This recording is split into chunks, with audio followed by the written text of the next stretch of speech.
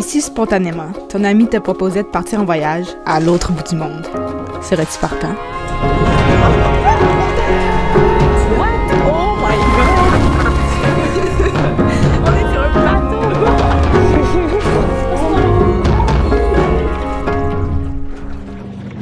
Tout a commencé par un simple oui. Mon téléphone a sonné, message de mon ami Joe. Yo, aimerais-tu venir au Vietnam? What? Ok, ben oui. Ah, mais là, mon horaire. Imagine les voyages organisés, c'est pas que ça vaut le truc. Mais ça coûte cher de le faire. Est-ce que c'est bon, ça vaut le... Let's go. Oui. On est où? On est au Vietnam! Et c'est grâce à un simple oui que je me suis retrouvée là.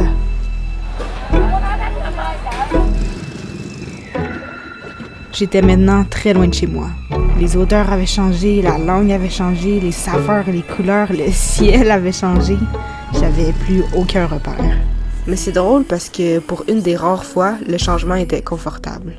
Je pense que ma peur était écrasée par une genre de force au fond de moi qui me criait juste de savourer chacune des secondes car je savais qu'elle allait passer à toute vitesse.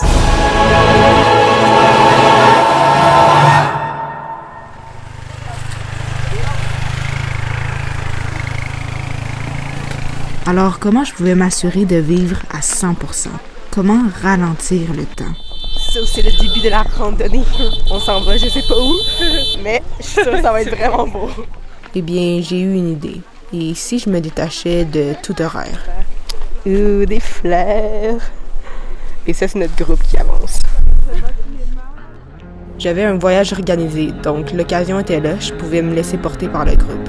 J'allais vivre le moment présent en acceptant la spontanéité. Qu'est-ce que je fais ici? Je sais pas. Qu'est-ce que j'ai compris hier? Qu'on me dit, on va coucher dans un train cette nuit. Je savais pas. On attend le train. On attend le train patiemment. La gare. Donc ça, là, genre, ça me garde encore plus excitée. Parce que je le sais pas, j'ai pas regardé l'horaire. Donc, c'est juste une surprise à chaque fois. Là, on va prendre le tunnel pour aller au train. Oh, il est là! Le train. Oh, wow! Dans le train. Est-ce que c'est là qu'il faut aller marcher? Est-ce que là, c'est pour aller... pour aller loin, hein? Mais parfois, ne pas savoir menait à quelques confusions. Je sais pas où aller. Je sais pas. On sait rien. Mais on suit le groupe, on n'est pas encore perdu dans ce monde géant. Je sais même pas où on est où? Tantôt on a vu un mort. Ah oui, on a vu spécial. J'ai oublié son nom. On rentre dans une salle, puis là il y a genre son corps exposé. Ouais. Avec des gardiens qui ont l'air il y en a un qui chantait. En fait, j'ai jamais compris c'était quoi cet endroit parce que la plupart du temps, on s'éloignait du groupe. Toutes les autres sont là-bas, mais nous on a décidé de prendre un autre chemin pour explorer les environs. Et ça c'est la sortie. Nous on rentre par la sortie parce que why not?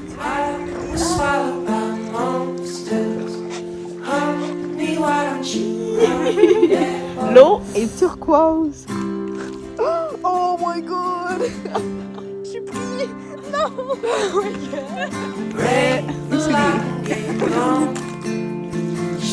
Oh my god! Elle est une grotte. J'ai peur! Faut pas que je regarde en haut! Regardez ça!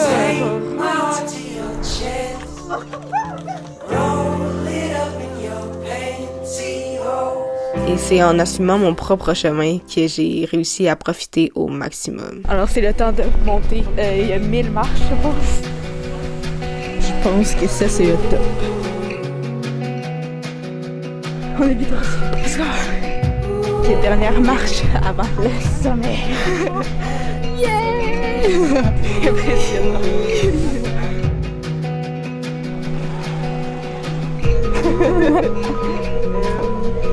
Oh my god! Yo! Oh my god, c'est trop cute! On changeait d'endroit à chaque jour pour découvrir toujours plus de merveilles. Mais bien souvent, c'était les petites choses qui me comblaient le plus. Vraiment bon. Faut savoir lever tôt le matin. En ce moment, on découvre l'hôtel. On est monté au plus haut étage. Là, on voit la vue magnifique. Puis là, un couloir assez spécial.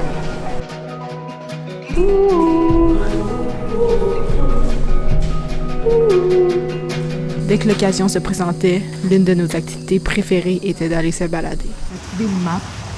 On va essayer de suivre le trésor. Ici?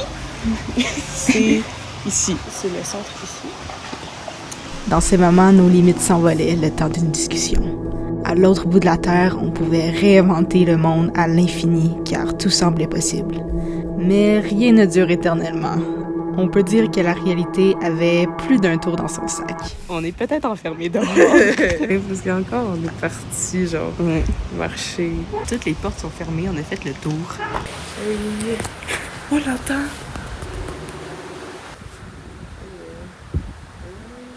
On va se créer une chambre dans ça de bain. Allô? Ça, c'est notre setup pour dormir. Bon, donc, après s'être abrité dans la salle de bain extérieure, on a réalisé que la nuit allait être assez longue si on restait comme ça. On est réveillés déjà. Oh non. Oh my god, merci. Ok, we made it. On va aller dormir. Rester pris dehors au milieu de la nuit restera une belle mésaventure, mais tandis que la prochaine, peut-être un peu moins. Pendant le voyage, j'avais entendu dire qu'il y aurait une partie d'aide humanitaire. Donc préparer les cadeaux pour faire plaisir aux enfants et à côté, une petite somme d'argent. À une école, en ce moment, là, il y a tous les enfants. Ils en appellent quelques-uns, ils se mettent en file. Nous, on passe, on leur donne un cadeau. On nous applaudit, nous qui sont venus en aide. Et en vérité, on a tout le mérite, tandis qu'on n'a rien fait. C'est pas correct. Les cadeaux ils étaient déjà faits. Cette expérience m'a beaucoup fait réfléchir. Je comprenais pas pourquoi les gens acceptaient ce grand prestige alors qu'à mes yeux, tout était complètement exagéré. Toute contribution est valide, mais dans ce cas, je crois qu'il manquait de prise de conscience. Les enjeux de cette crise étaient sérieux, mais on semblait préférer rester aveugle. Peut-être perché sur un piédestal trop haut pour entendre la réalité. Au cours de ce voyage, j'ai été très privilégiée. En partant des hôtels aux activités jusqu'au transport, le luxe nous suivait partout. Mais j'étais conscient que ce mode de vie ne reflétait pas le réel. J'ai eu une chance incroyable d'expérimenter ce côté du Vietnam et j'en ressors grandi à plein de niveaux. Mais pour avoir une vue plus juste, il manquait encore un élément à prendre en compte. Et pour moi, c'est ce qui fait toute la différence.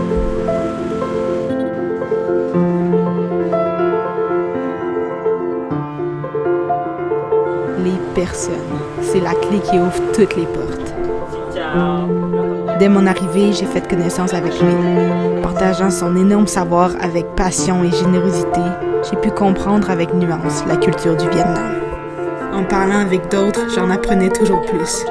Malgré qu'on venait de deux mondes complètement différents, j'étais capable de connecter avec ces inconnus. En m'ouvrant à eux, la boucle s'est complétée. Je voyais que ces personnes avaient trouvé la joie.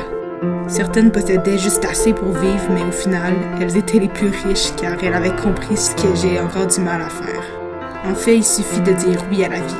La vie comme elle est, avec sa spontanéité, sa complexité et sa magie. Évidemment, cette reconnaissance ne s'atteint pas du jour au lendemain. Mais t'es peut-être plus près de ce que tu penses. Qui sait, tout commence par un simple oui.